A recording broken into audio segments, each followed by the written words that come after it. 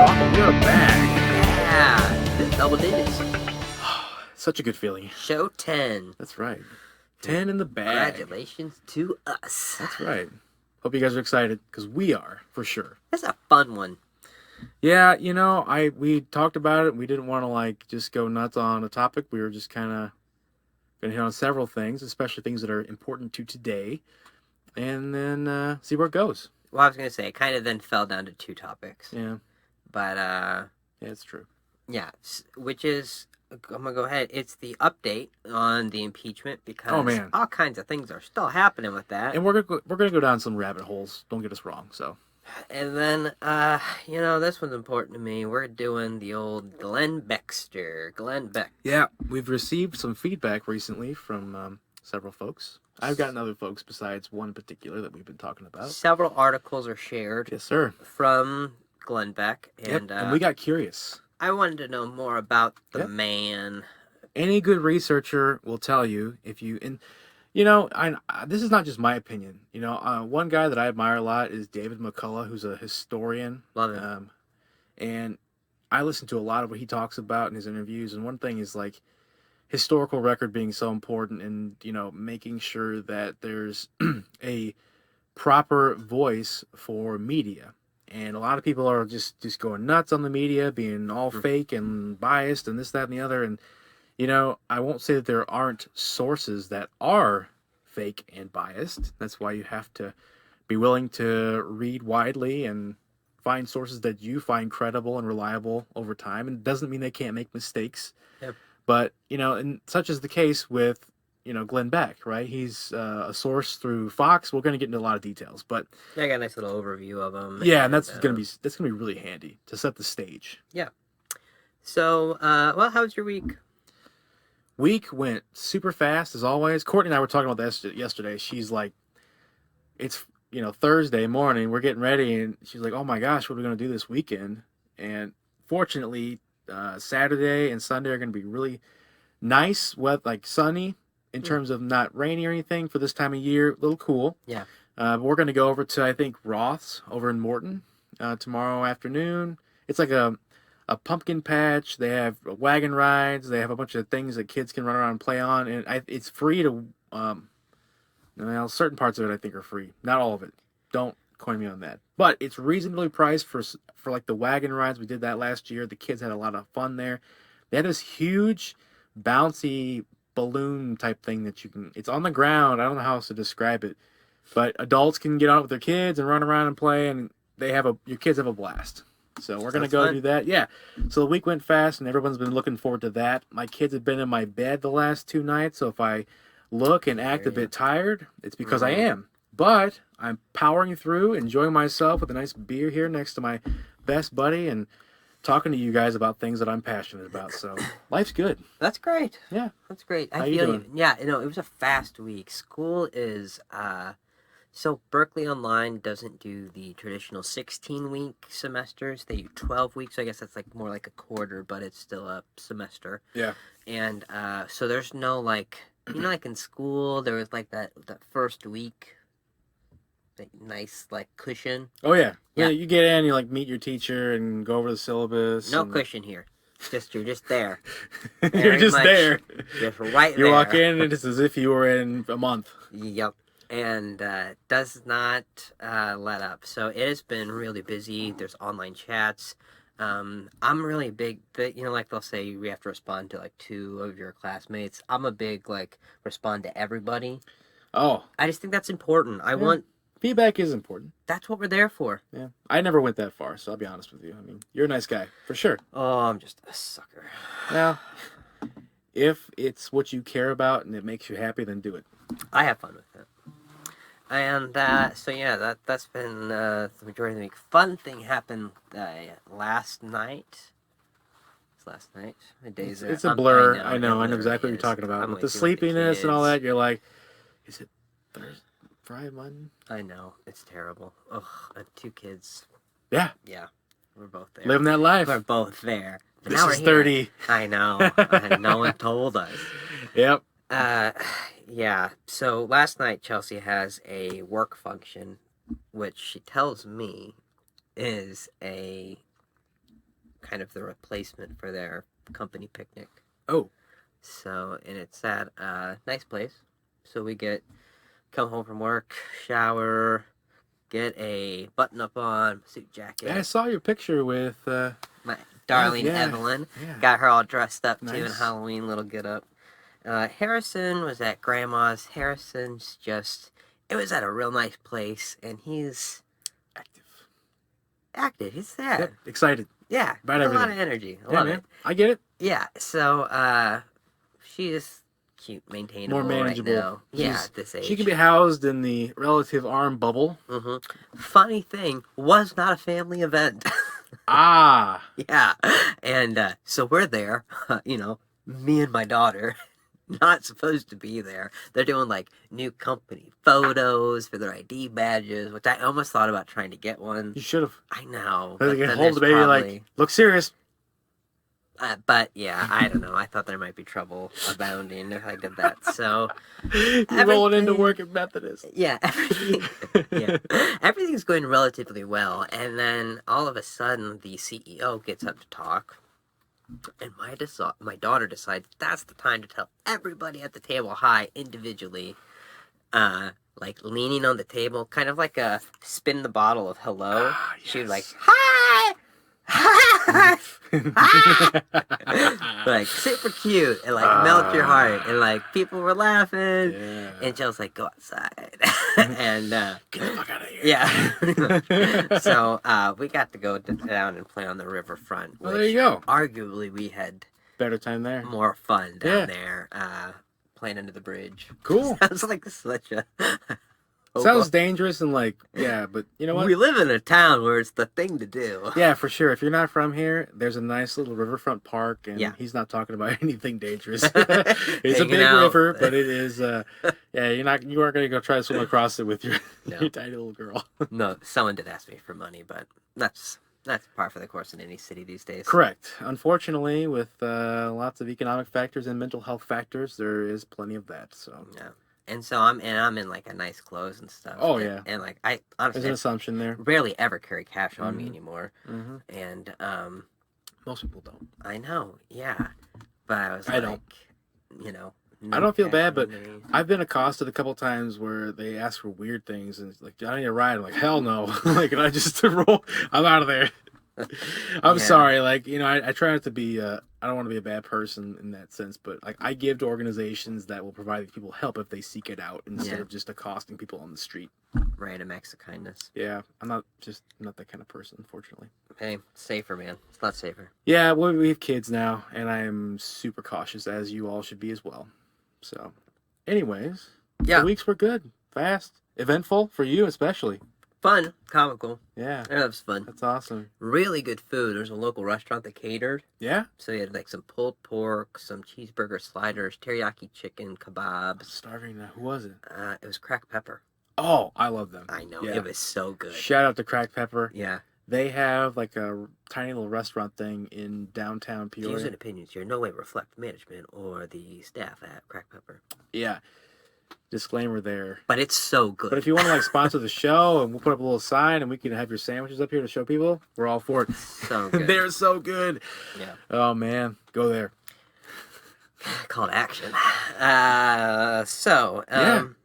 And then the whole week, though, honestly, I'm trying to like keep up with the story. Like Yeah. that's With everything in half life. the thing we were trying to decide is like, what are we gonna do the show on? And Yeah. at one point, I'm like, I just keep reading the news, Yep. and that is taking up all my time. Yep, and we kept getting feedback, and we were listening to Glenn Beck material. And we're like, hey, Yeah. we could do Glenn Beck. We Yes. talked about other people. I think it's important. I think it's important to know who he is and some of his little history and how he And- stands. If I may, Yeah. sorry to interrupt you, No. but I think it's important to note, because we're only 9 minutes and 30 seconds in, that we're not just going to be bashing. There are some things about Glenn Beck that we like, Yeah. and we're going to hit on those. We want Really to talk did. about that. Yeah. So please don't shut us off now because you're like, oh, these guys are going to just destroy him. It's not the case. There are lots of things we don't like, but guess what? There are things we like as well. Yeah. Things that pain me to say, but we will say them Correct. for So integrity. hang with us because we are men of integrity. Yes. But first, the impeachment. Yes. Oh my gosh. So, where do we start? The White House said we're not going to cooperate. Yep, that was pretty much got. I mean, so the when we last left off, there had been the impeachment inquiry that Nancy Pelosi had announced was going to take place. The intelligence uh, committee in the House. I think that's Adam Schiff. Yep. Who's the chair? Shifty Schiff, as the right affectionately calls him. Yeah, exactly. I love the fact that people think it's appropriate to like nickname people now with like these titles and stuff. Like we're in, junior high and all that, and like, oh, it's the fat kid or it's the dumb kid. It's the kid that has glasses. Like, let's make fun of them for a nickname.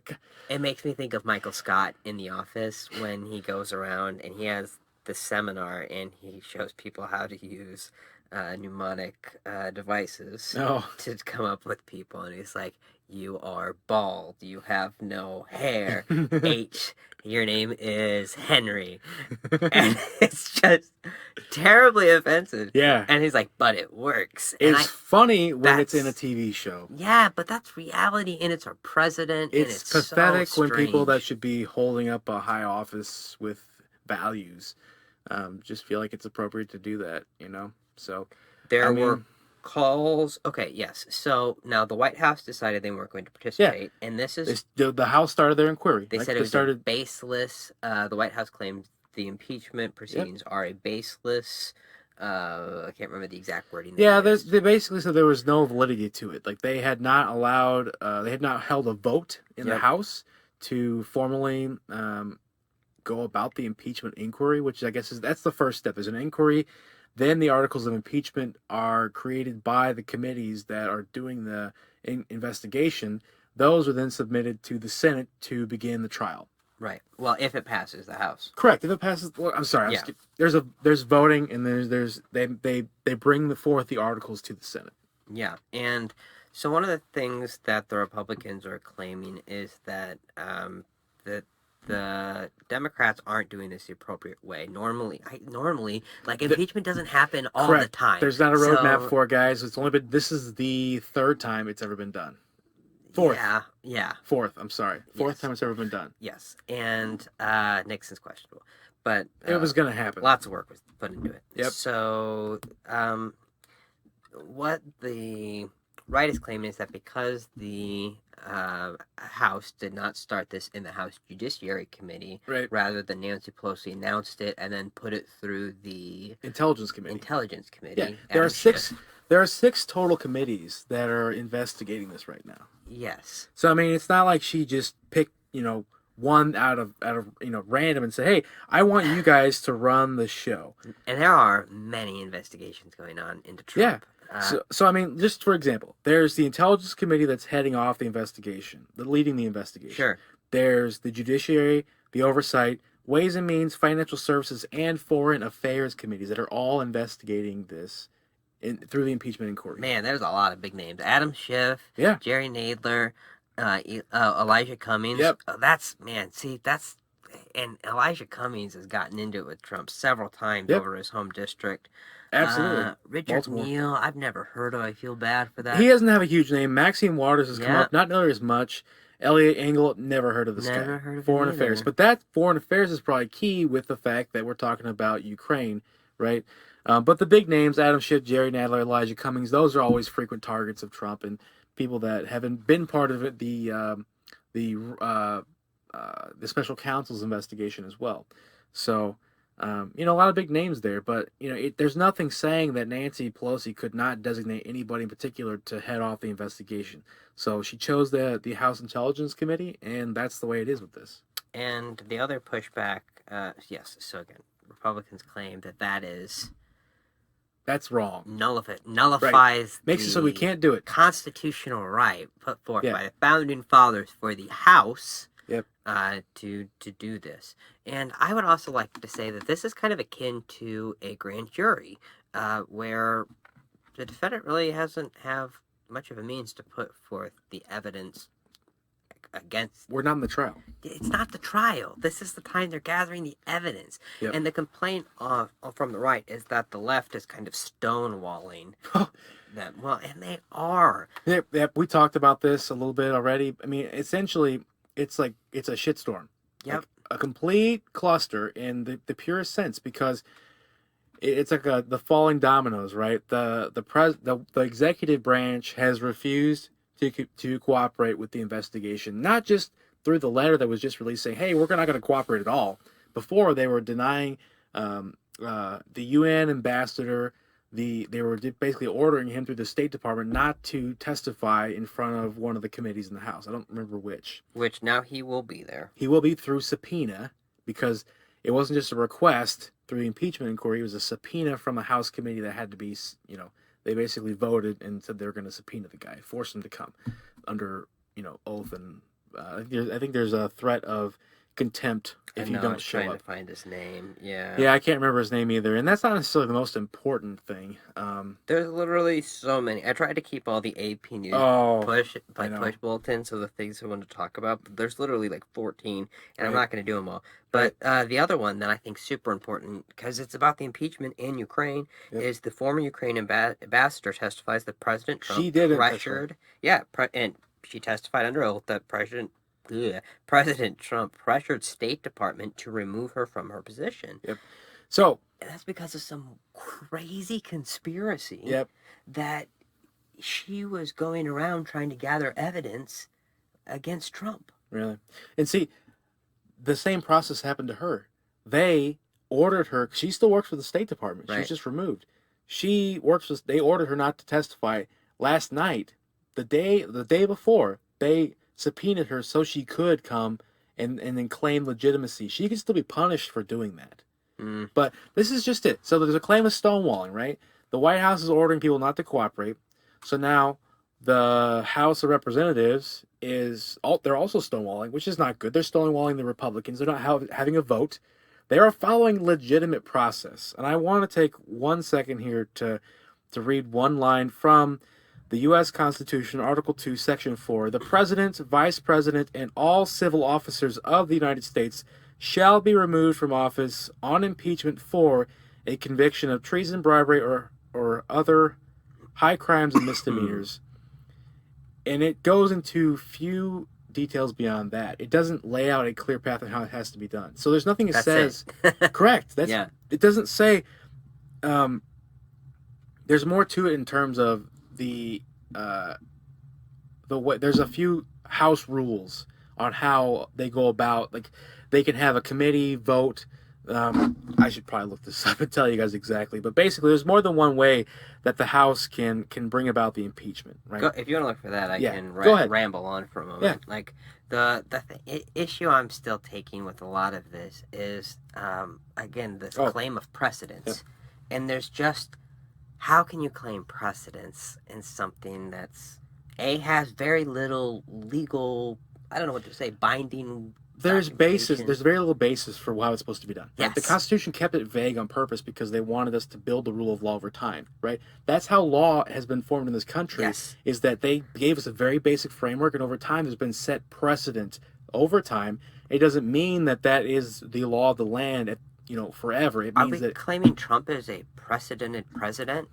Like, that's asinine to claim, So, individual members of the House can introduce impeachment resolutions like ordinary bills. Right. Or the House could initiate proceedings by passing a resolution authorizing inquiry, or they may have the Speaker announce a formal inquiry into impeachment. That's like when your mom's like, now. Christopher Michael! I know. Too often.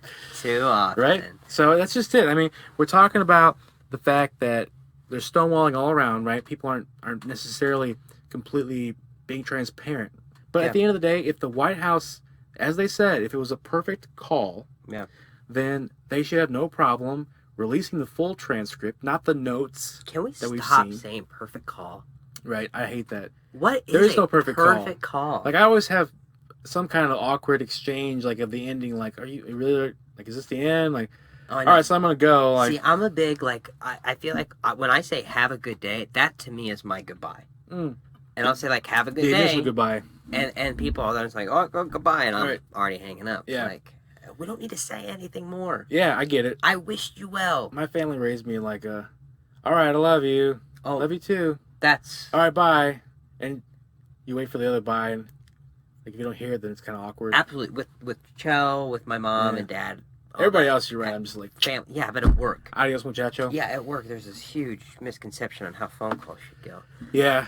So, I mean, if the White House was transparent, if they literally just released the transcript, and if they let everybody testify about the perfect call, then let the impeachment inquiry proceed, right? The House, the Democrats should allow a full vote. They should allow the Republican subpoena power, because that's not in there right now, right? If we're going to all be open and not just shut the wall on everybody else. Okay. I'm not advocating. I'm countering. Strictly. I'm just going to counter. Go for it. Because we have a president that is oh my gosh, amazing at misinformation. He's amazing at nicknames, as we already said. If any of the information of Trump has already look at his Twitter. It's a media arsenal. Yes. If he has been discrediting this Ukrainian ambassador that just testified for at least a week and a half. Like, he knows what's coming. He does. Correct. He's surrounded by insiders. The misinformation campaign. I mean, he's the president, right? Like, he has a clue. Yep. Well, he does, sort of, because he won't read any of the... He refuses to read intelligence reports in the briefings he's given every day. Like, he flat out admitted he doesn't. And he does. He's king of misinformation. Correct. He is good at trashing people's names. They send out bullets on how to do it to people in the House. And that's why I'm kind of for what the Democrats are doing, because I argue it's more fair. Right. I'm not arguing against that. Yeah. I don't mean to cut you off. But no. My whole point was just that if we're going to do it right. Yeah. If he was going to uphold the high office that he has, right, he would have transparency. He would drain the swamp as he had promised he was going to do. Yeah. And have the transparency. If it's a perfect call, then God damn it, get it out there. Like, seriously, there's no reason why you shouldn't share that. And there's no reason why, if that was the case, that the House should be pulling any crap that they are. Like, I agree, there's crap on both sides. Nobody's clean in all this. Yeah. Like, pun intended. Because everyone's hands are dirty. It's not right, though, because we have to do it this way. Yes. You're right. Because of the fact that the president is manipulating his entire party. Yes. He's pissed off his biggest allies in the party. They have all succumbed to the fact that popularity got him to where he's at. And they don't want to fly in the face of that and then not get reelected. So there's a game being played through this. It's not like everybody in the GOP just said, hey, Trump's the shit, man. I love that guy. No, most of them probably aren't saying that at all. They're just doing what they have to win favor and, keep themselves in power. And so the stonewalling is there. No one's proceeding with the impeachment as would be normal. I'm going to go ahead and claim it's McCarthyism, since we did a show on that, if you don't know what I'm referencing. Well, yeah, I've said this before. Trump wishes that he woke up and it was 1955 again. Well, that's because he was damning the commies. McCarthy's lead legal advisor was one of Trump's... Roy Cohn. Yep, his mentor. Yeah, and so we've talked about that a bit. Absolutely. So right now, basically, there's being subpoenas flying out, basically compelling people to come and testify flying in the face of direct orders from there, the White House, saying that they should not be testifying to these people. And as of tonight of filming, President Donald Trump says acting Homeland Security Secretary Kevin McAllen is stepping down from, obviously Homeland Security. Because his ass got tired of all the wires being pulled, strings being pulled, making him do things, because the puppeteers were running him ragged. That's crazy out there. The amount of acting people in our government right now is astonishing. And acting means that they haven't gone through confirmation, and it means that nobody has any real oversight. They can do whatever the hell they want. It's the best. It is a very genius way to fuck over the government. In simple terms. Yeah. So, the impeachment thing is just blowing up too, because things keep compounding, right? Well, there's all this stuff with the Rudy Giuliani. Yep. 2 of his associates are now arrested for campaign finance violations. Yep. And before everybody's $325,000 donation to a PAC supporting President Trump. Something we talked about literally in our campaign finance was foreign money coming in to PACs. Yep. These guys are from the Soviet Union, I believe, or something like that. Soviet born, I think this is what I read. Yeah. Yep. From Soviet born, I guess what I would say. And so they are, before anybody comments right now and says, what does the investigation have to do with their finance, whatever? It's like, okay, they broke the law, 1, okay? 2, going back to the Mueller investigation, all the people who got charged and convicted and put in prison or took plea deals, all that shit, that was found out through the investigation into collusion. So guess what? Even if they didn't find Yeah. that Trump said, hey, here's the nuclear codes, Putin, Yeah. if they didn't find that, they still investigated these people, tracked down the money, so to speak. What was... Follow the money. Yeah, right? What was Manafort doing in Ukraine before he was running the campaign for the Trump election? Yeah. He was in Ukraine making money as a political consultant, like millions, tens of millions of dollars. And we're going to get to later why Beau Biden's thing may look suspicious and why a lot of politicians are over there doing the same suspicious activity. But guess what? It's legal. Yeah. Well, not the way Manafort did it.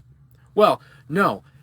He got in trouble for what he did with the money after he earned it. Yeah. Now, he didn't get in trouble for what he was doing in the consulting part. Now, Giuliani doesn't have... I mean, these are former associates. They're not... It's not a direct tie. Yeah, but there's a picture with the guy like I know. a week ago. I know. So, and what they're saying on NPR is that they're basically... They were just the straw men. And that Sure. all the money came from... I thought it was Ukrainian oligarchs. Interests. Yeah, oligarchs are what Yeah. run Ukraine, have since the Soviet bloc broke up. I mean, it's all the assets got transitioned to a small number of like families that basically run like gang warfare, only in a semi-legitimate democracy. Figure that one out. And, yeah. So basically, Ukraine latches on to American politicians and people that from the West and they pay them enormous sums of money to be political consultants, to serve on boards of companies, because it brings legitimacy with it, right? They have the right process, but they crave legitimacy among their populace, and they want to make sure that when they are, as Beau Biden's, was it Beau Biden? Yeah. As he was on that Ukrainian oil and gas company's board. It was a liquefied natural gas. LNG company. Okay, yeah. So when he was on the board of the LNG company, he was hired, to work on ethics and to bring legitimacy to that company, right? In the sense of, you can't say. And granted, it sounds suspicious. Oh, that backfired. Right, it sounds suspicious, right? He's making $50,000 a month. I think there's other reports of higher amounts. Let's just settle on 50 to be what I've seen from several news outlets. It's a lot of money, man. $50,000 a month. If I had that, I would be doing a hell of a lot more work than this guy sitting on the board working on ethics. But I'm telling you, so $50,000 a month, and that's not illegal to pay him that, right? In any shape or form, he's making that money just like other politicians are from the West. And granted, there's no account of what he actually did or what the qualifications are, and there's nothing wrong with hiring him. Like, that's not illegal. It's just suspicious. I know. In the sense that why, this is a success for the Republicans. Oh, it is in that sense, yes. Yeah, they've muddied the water. That's all they had to do. Correct. It doesn't matter if there's anything there. Correct. It doesn't matter, even though there's not, and it's been investigated from the Ukrainian prosecutor's office and if you in the U.S. If you listen to Glenn Beck, bring him up. Yep. He discredits the investigator that they replaced Stolsky. I'm not going to flip my pages backwards to find out. Yeah, I forget that. But Glenn Beck tries to discredit this guy. They say that the government was just kind of crazy right then, so they rushed the replacement through, and that the guy that finished the investigation that went on for 10 months after he was replaced, they say that he wasn't qualified, and that's why it needs to be investigated again. Yeah, so it was the company was under investigation before Beau was on the board. So here's my thing I am going to say. And after. Joe Biden is now number 2. Yeah.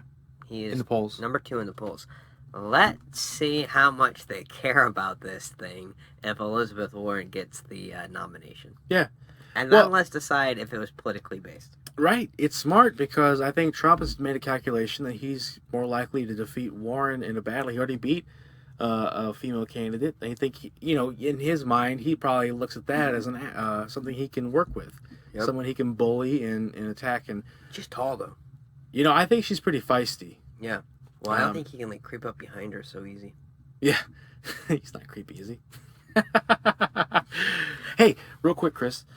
Whose tactic is it to discredit people as soon as they hear that there's something wrong? Kind of like Glenn Beck did, to buy. Whose tactic is that? Sounds a lot like our president.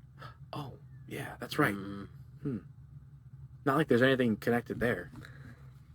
It's funny though. Do you want to do that, or do we have We need to anything else? segue.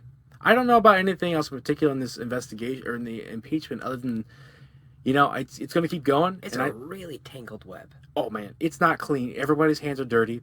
It's fucked up the election. I think the Republicans did exactly what they intended to do. I think they got Joe Biden into second place. I think you're right. I think they believe Warren is an easier candidate to take on. Yep. I don't disagree with that. I think Me either. that she is easier to take on than Biden. Yep. I guess. And as so far as And someone who's not got the name recognition as Joe Biden was a former vice president. There's no way of saying Elizabeth Warren's never done that, right? It just carries more weight, and he's part of a political dynasty in that sense. yeah. So I mean, Yeah, he has more weight.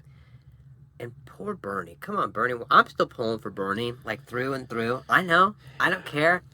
Just because he had a heart attack, that's all right. Hey man, my grandma's 94 and she's still kicking. Yep. I had a guy come in. He's their supplier to the shop. He's 92. He drives all around to the different shoe shops and sells some stuff. Never would have guessed he was 92. My boss was like, "Oh, you Bernie, you 80 yet?" He was on 92. I'm like, what? You're like, holy shit! Would you need help carrying that glue? No doubt, man. Yeah. Damn. So I told my grandma, I'm like, if anybody else in the family lives to be 94, we'll be lucky. Let alone active and thinking and being a walkie-talkie, as my mom says. Going for 100. Yeah, Shooting for it. I know. I hope so too. Yep. Hope I see you there, buddy. Boom. So, anyways, I think we're going to segue because the impeachment thing's going to keep going, and we're probably going to see it go to the Supreme Court or something in case there's nothing but stonewalling all the way up. You know what I mean? That being said, I'm still pulling for Bernie. Yeah, and we'll see. Bernie, if you ever see this, which is highly unlikely given our views. We're pulling for you, buddy. We're pulling for you. Hey, I voted for you in the primary last year, so. I did too. You did really good here. And what the DNC did to you is so unfair, and I would dedicate a whole show to that, but Michael Moore already made a whole movie on it. Yeah, it's not So they worth can just watch going that. down that rabbit hole because we've been rehashing all that, so. So Glenn Beck, Yeah, Mr. Glenn Beck. the boy who cries wolf. I really believe so. I mean, at the end of the day, this guy has built a media empire worth a fortune now, and there's so much to it. Tell us, Chris. Born February 10th, 1964. His parents... 55? Yeah, his parents were owned a bakery. Really? Yeah, I thought that was interesting. I love sweets. I do too. Man, Bread. we should start having cookies while we do this thing. We should, Yeah. instead of beer. I'm drinking carbs, though, guys. I have coffee and carbonated water. Hey, I usually drink water, but I thought this was so fun. I wanted to be chillaxed, so guess what? I got my Sam Adams Oktoberfest. Yeah, I was eager to do this. So Glenn Beck is the author of 6 New York Times best-selling books. Yeah. Host Worth of like $250 million. $250 million. Host of the Glenn Beck Show on Fox from was January 09 to June of 2011. Huh. Owner and founder. See, I feel like it was longer than that. I know. Owner and founder of Mercury Radio Arts. Mm-hmm. That was in 2002, and that is the parent company of his TV and radio network, The Blaze. Yep. Which launched in 2011 under the GBTV name, which is a subscription-based. Yeah. You gotta buy into that sucker. You can't hear it. Yeah, Can't be sharing your indoctrinated stuff for to free. The You gotta pay to masses. indoctrinate them. I don't even know how much it is. Do you?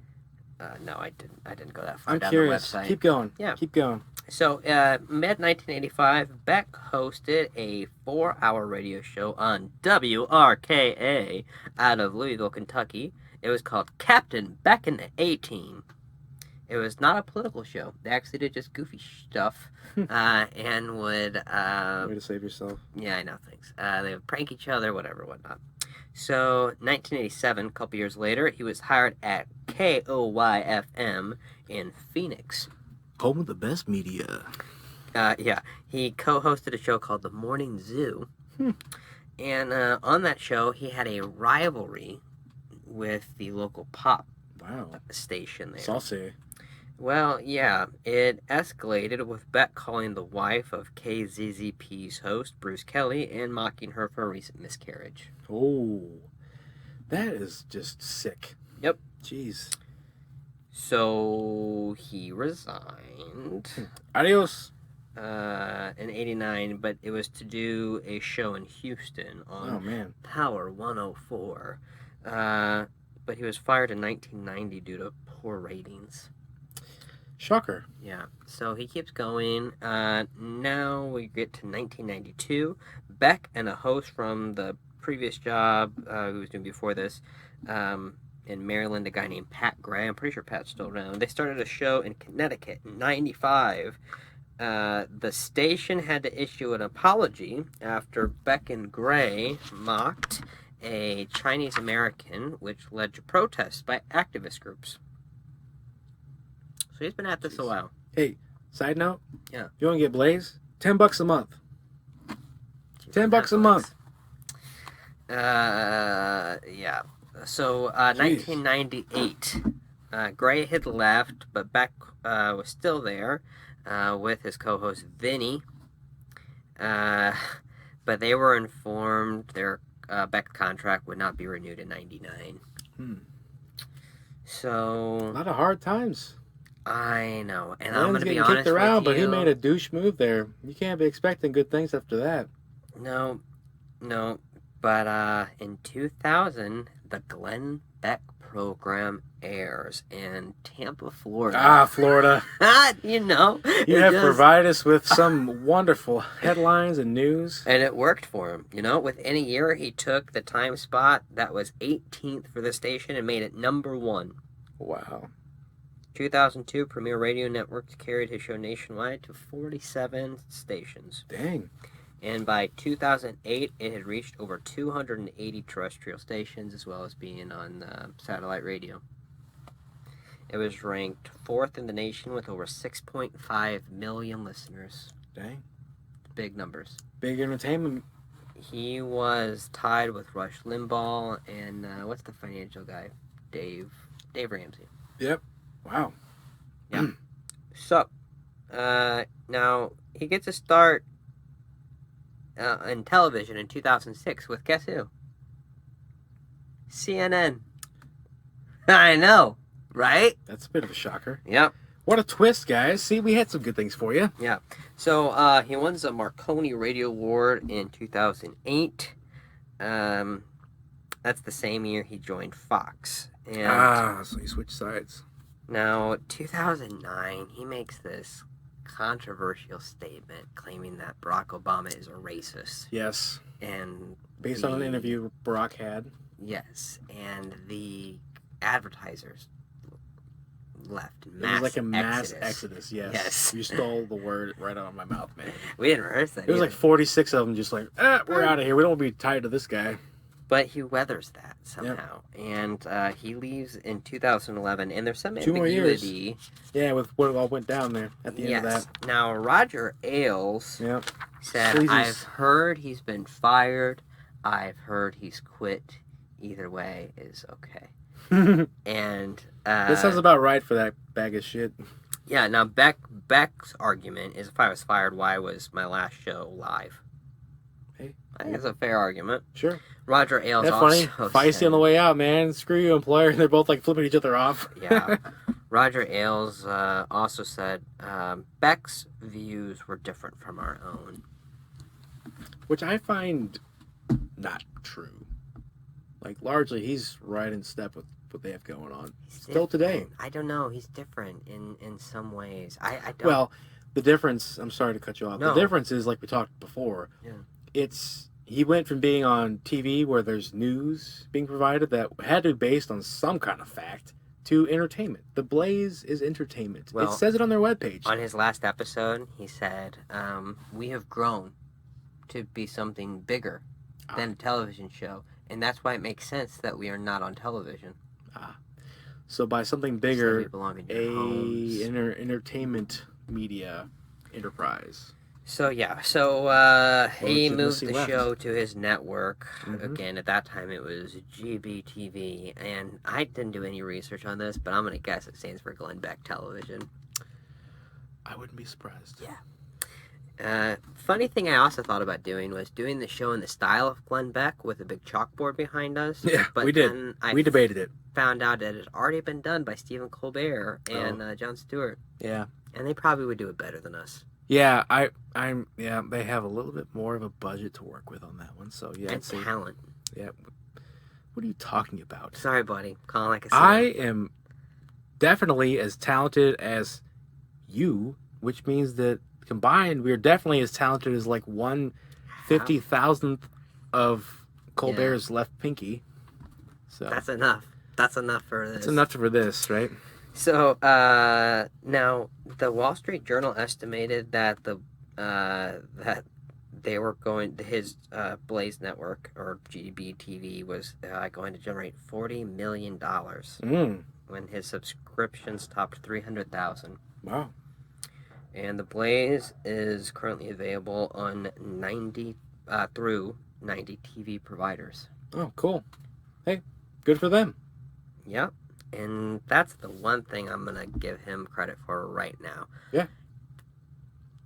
Like, he stepped in it a lot, and he never stopped. Well, 6 best sellers. Yeah. 90 TV providers spreading it to the masses. I mean, he's still huge on the radio.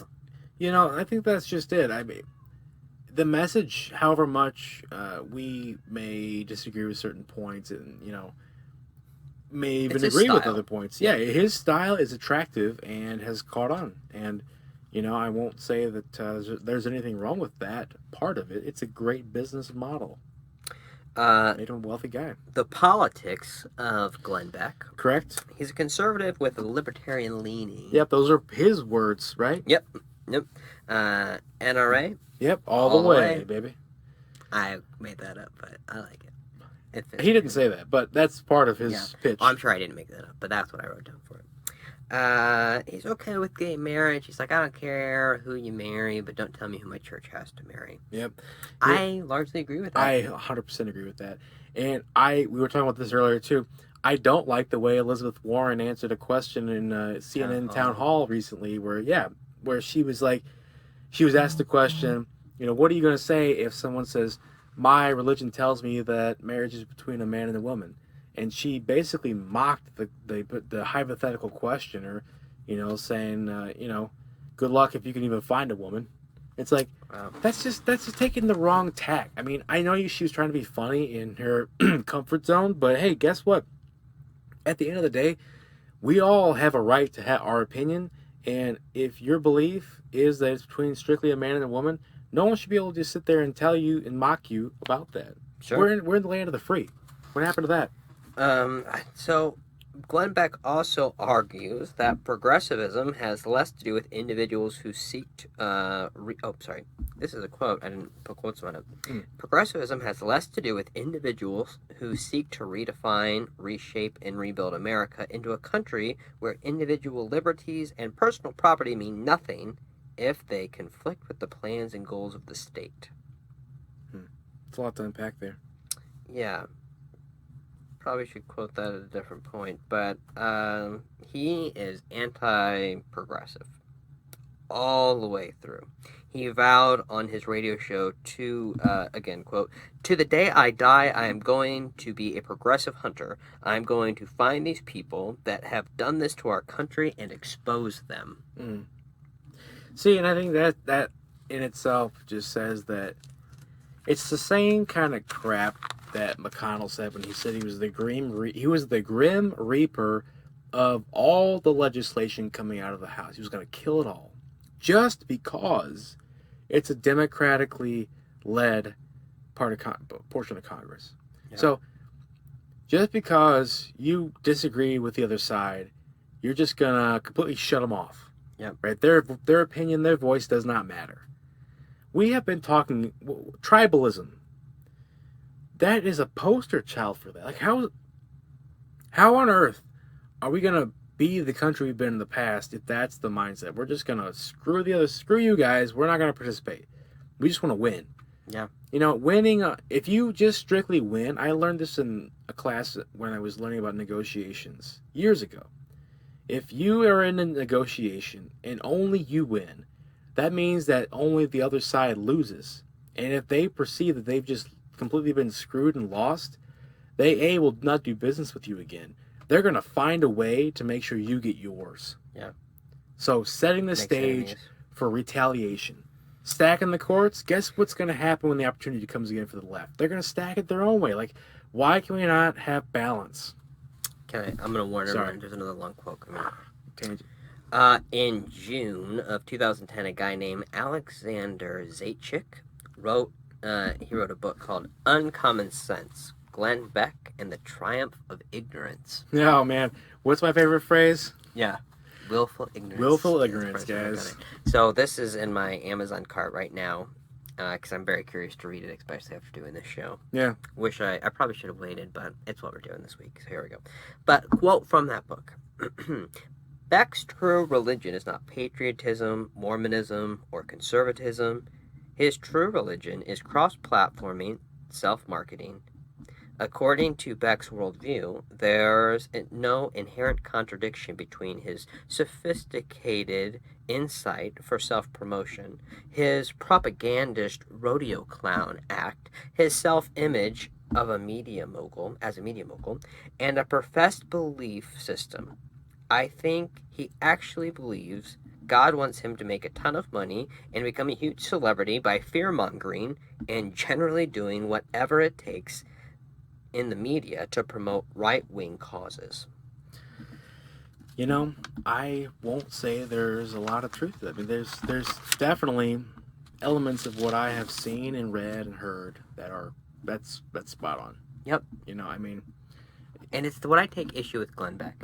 The big issue, I'm going to tell you why, and I'm about to get to it anyway. We'll grind your gears, Chris. The big issue I have with Glenn Beck is I was a big Vice News guy. I used to watch their nightly news every night, and they did this article with Glenn Beck, or a big show.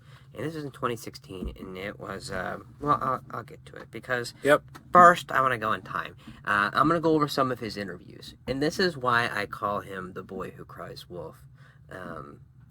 Biggest hypocrite ever. Because he's a big hypocrite. Crazy. So, maybe there's a better word for it, but I think That's the most appropriate one we've found so far. So if you got a better one, let us know. Mm-hmm. So, in a 2014 article with Vice, he talks about this brain illness he had. And it plagued him. He said that he would get seizures, he couldn't sleep. Made him crazy is what he said, Made him crazy. Yeah, made him feel crazy. And eventually he got diagnosed with adrenal fatigue. Now, there is a Yale professor who came out and said the guy that diagnosed this guy is a neurochiropractor. It's this weird thing. It's like a pseudoscience. Okay. So, apparently there's some people that think that this is all made up by Glenn Beck. So, but anyways, Glenn Beck has this mental illness come on. They tell him that in 5 to 10 years he may not be able to remember his children's name and everything, and this really puts him into a introspective thought process. He actually had someone start following him around to shadow him and help carry on his view if and when he couldn't remember it and stuff. And I mean, he was doubling down on all this, man.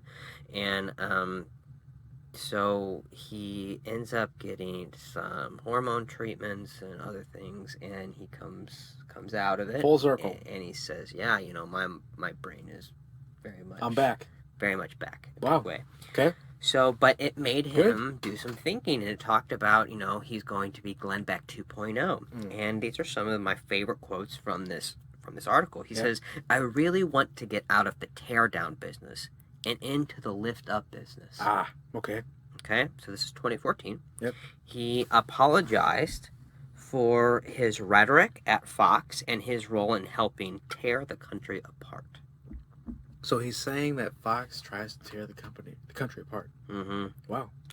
He says, "I'm still the same guy who believes that the country is in trouble, but it has nothing to do with one party over the other." Oh, really? So we're saying that it's okay to be objective. Mm-hmm.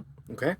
And I like Glenn Beck for this. That's a great quote. Yeah. If that was upheld, I would be paying $10 a month right now, guys. And the last one from that article I thought was good was, "I just lose more and more faith in being able to change things at the top.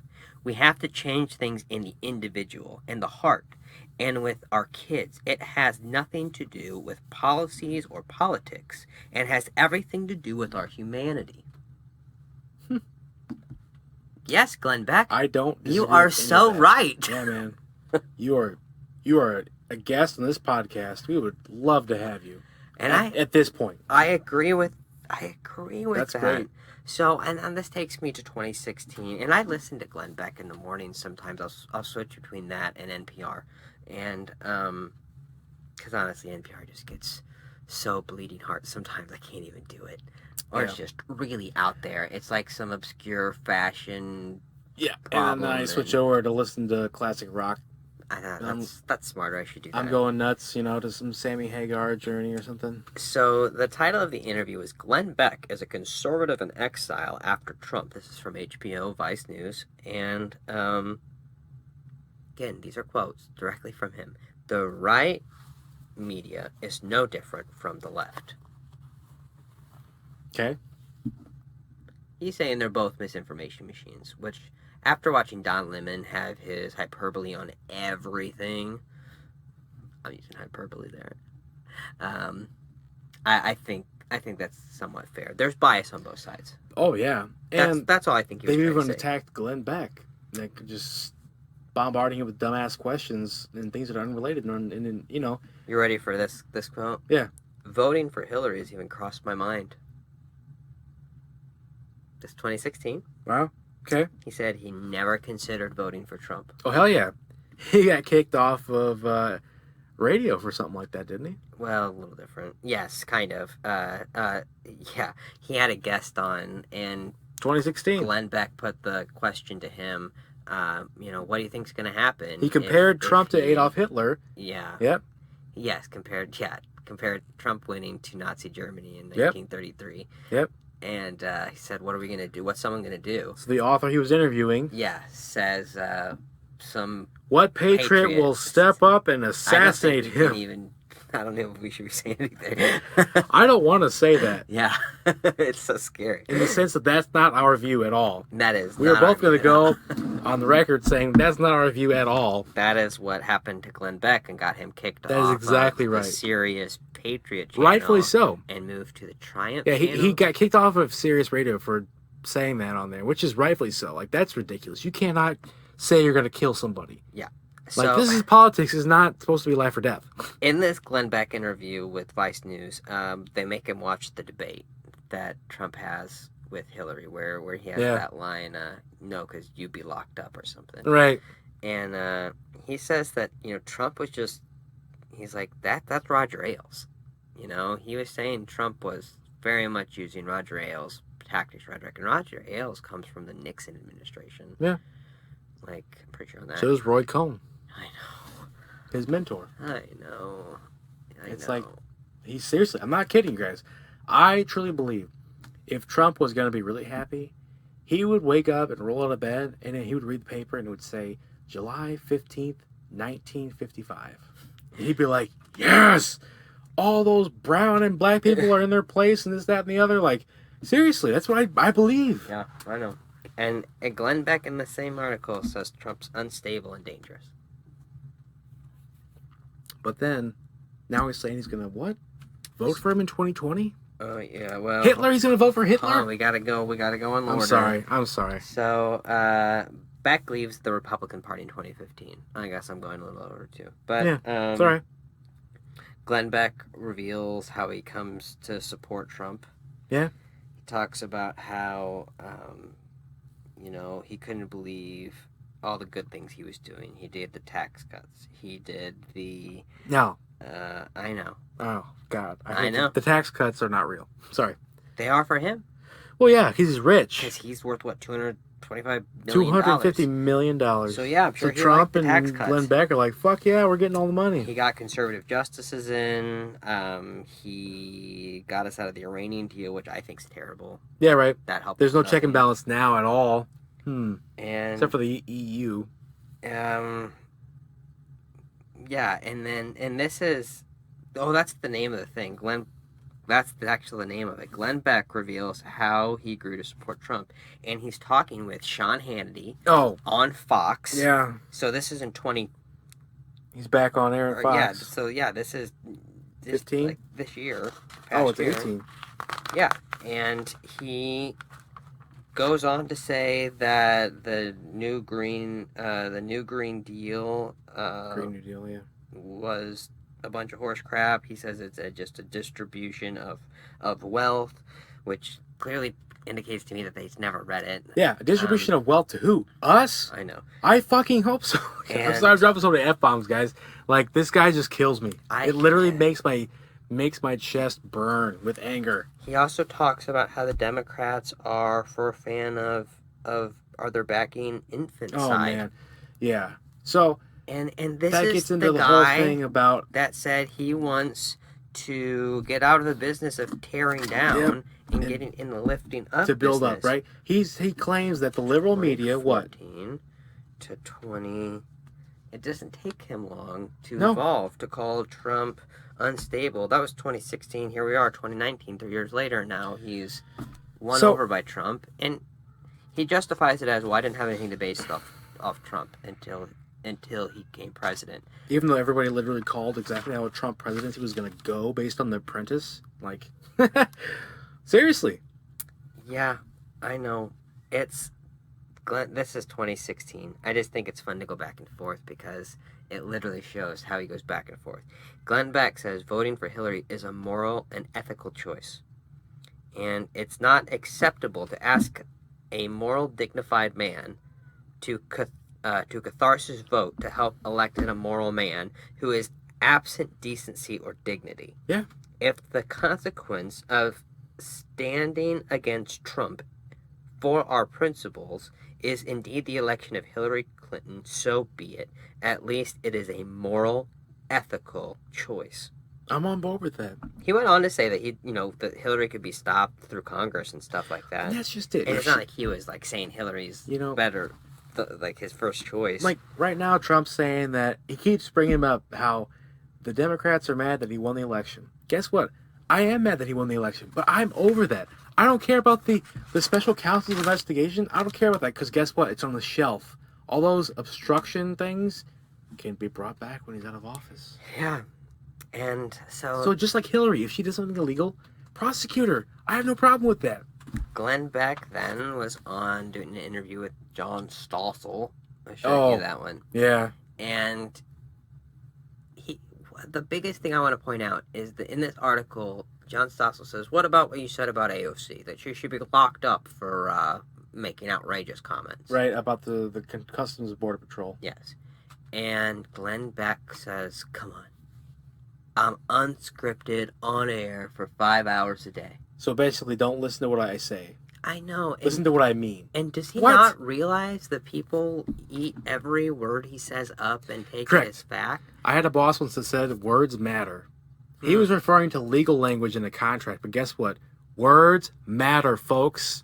Especially when you have the time. Millions of viewers. Yes, all the sway. Millions of listeners. Like we said, the media machine that Glenn Beck has is impressive. It's a great model. But with that power, you have to respect that power. So, and this is you can't just cop out, ever. I'm going to give you a Glenn Beck conspiracy on Glenn Beck. My Glenn Beck conspiracy on Glenn Beck. Let's have it, buddy. I believe that Glenn Beck is trapped. He's held hostage by all these people, and Glenn Beck needs to be saved. Glenn Beck From himself? Huh? From what he's created? Yeah, literally. Because every time he goes on mainstream media, he says that it's the media's fault. That we need to stop vilifying and then he goes on to his own show. Yep. And he vilifies. And it's... You listen to it. There's all this libtard stuff and all these name calling and profiling. Everybody's opinion has to be the liberal opinion, even though not every liberal probably agrees with one another. It has to just be one way or the other. It's black and white. So, and then... No compromise. Glenn Beck doesn't decide to back Trump in 2016. Right. I think he starts to bleed followers. Supporters. Yep. Yeah. Because the Trump machine created followers. Yep. And base. faced with a company and tons of employees and Hey, stuff like that, it he's got forced bills him to pay. go back into the bullshit rhetoric that he peddled for years that got him where he was. Yep. And guess what? Trump does the same thing. Oh, I know. This is about Glenn Beck, though. But no, Yeah. he pulled another Trump thing. Yeah. Right? People are pulling out of Trump's deck saying, hey, it worked for him. Why can't it work for me? Oh, it hurts. No matter what history says, right? When people look back on this and go, what the hell happened? Glenn Beck, even after his magic brain recovery, Yes. He. Hey, maybe it was a miracle. Yeah, maybe. But he. Oh man, he really did try to be different for like not very long, but he came to this like idea, and he did this mini series on Nikola Tesla. Because he goes, I think I have my history wrong. He goes, there was Nikola Tesla and there was Edison. And everyone remembers Edison. When no, it was Nikola Tesla that did all this. So he goes, I'm wondering who are the Nikola Teslas of today, that we don't know. These are great questions. I do not feel like that is still the man that is talking now. No. And spreading the BS. Because not with what I've heard. No. Like about the media and social media in particular censoring his output. Like there was a friend of ours sent us a Glenn Beck special talking about how the Blaze had created a movie, I believe. Yep. And the movie had generated some of the greatest numbers in terms of sales or views on the Blaze network that they've ever seen, right? Yet, on YouTube and other outlets outside of the Blaze, they only got, a few million views, which I don't know what the scale is of the Blaze for comparison. But guess what? If people on your network love what you're saying, I'm not surprised. And if people outside of your network grab onto it to some degree, I'm not surprised. Right. Because not everybody's going to listen to that and believe it. I have a problem with it. When I hear that, and then I hear other examples about, hey, normally my Twitter has X amount of interactions, but it only got a fraction of that this time. If people read BS, I believe in their essential ability to filter out that chaff. And guess what, guys? As much as I love everybody who's listening to this thing right now, we don't get a ton of engagement either, right?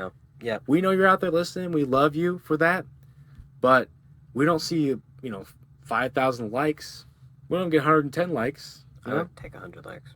I'd love 100 likes. We did cross the 100 plays on SoundCloud. That's right. We're getting plays, guys. We love you all. So, one of the things that on Wikipedia, they have a really nice breakdown of, Glenn Beck's political influences and stuff like that. And this is one thing I think is interesting. Like, Glenn Beck, another thing I like about Glenn Beck, 2000, wow, it feels like forever ago, 14, I guess, he goes down to Texas border. Yep. With Ted Cruz, caravan of people through his charity, and helps the kids that are being detained under the Obama administration. Correct, because the Obama administration did detain kids, families. And he claims, that he still wants to end DACA, he's for all that, but he doesn't think it's fair for kids to be caught in the middle of political crossfire. All this stuff. Yep. He can do things that are good. Yes. I get that. But literally, he cannot stick to his message. And that's why I believe, again, he's either held hostage by his company, that he created this monster that got big on fear-mongering and rhetoric and stuff like that. And when he tried to get away from it, he tried to present it as this, magical rebirth. He talks about how it was his pivot point, and that he doesn't trust people who claim they've changed if they don't have a pivot point. He really tried this whole rebranding thing, and it seems like it failed miserably. So he just gave up and just went back into the same crap he'd been peddling before. He has the lowest bar for facts. We talk about this. He starts with a nugget of truth. Yep. And then he just piles, layers and layers of what ifs Yep. and Conspiracy. hyperbole. Yeah. Yep. Suspicions. Yes. Things that might be.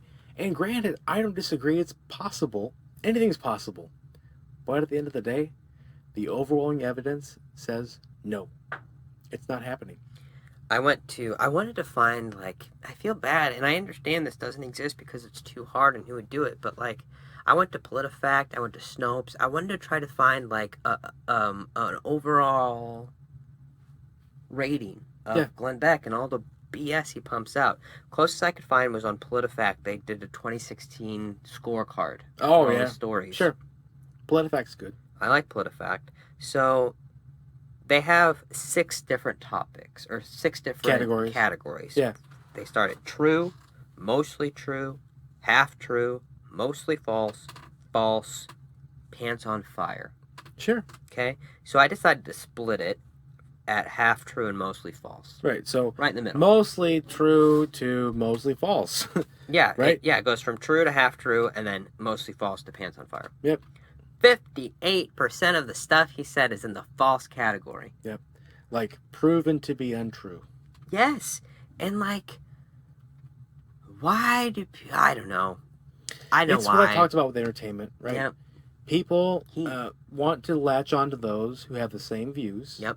They want to feel that they're justified, and they want to feel that they're part of a larger group of folks that have had the same views. So there's nothing wrong. It's tribalism, guys. We talked about it, right? Nothing wrong with that in its basic principle, other than the fact that you can't just say my tribe's better than yours and we're going to kill all you guys or whatever.